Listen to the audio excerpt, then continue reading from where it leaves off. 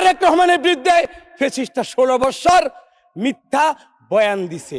এখনো যারা তারেক রহমানকে মনে করেছো বাংলাদেশের প্রধানমন্ত্রী হতে পারবে না, এইটাই হলো আল্লাহ তাআলার কৌশলী। আল্লাহ তাআলা মানুষের ভালোবাসায় সিক্ত করে উনাকে ইনশাআল্লাহ বাংলাদেশের প্রধানমন্ত্রী করেছেন, যে আমাদের কাছে আজকে বিদ্যমান।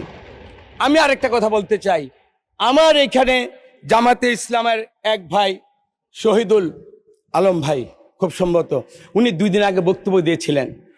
উনি উনার ক্রেডিট আমি এবং আমিত্ব বলতে গিয়ে একটা কথা বলেছেন, আমরা হলাম তারা স্বরাষ্ট্রমন্ত্রীর সামনে পুলিশ অফিসার গিয়ে বলেছিল একটা মরে আরেকটা দাঁড়ায়, সেইটাই হলো জামাতে ইসলাম। একটু বলি 16 বছরের ধারাবাহিকতায় এখানে ইলিয়াস আলী, নাসিরউদ্দিন পিন্টু, আমিও ইলিয়াস আলীর সাথে গুম হয়েছিলাম। 17 বছর আমরা 600 মানুষ গুম হয়েছি। যেখানে চৌধুরী আলম গুম হয়েছে সেখানে সাজিদুল ইসলাম মামুন দাঁড়িয়েছে, যেখানে মামুন গুম হয়েছে সেখানে ইলিয়াস আলী দাঁড়িয়েছে, যেখানে ইলিয়াস আলী গুম হয়েছে।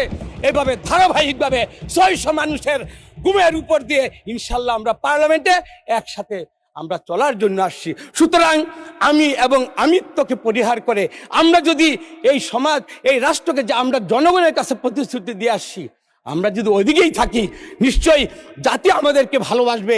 জাতির কাছে আমরা যারা এইখানে আসছি তাদের কাছে কিন্তু প্রত্যাশিত আলাদা। আমরা সবাই বলেছি মজলুম, আমার তো বলতে দ্বিধা নেই।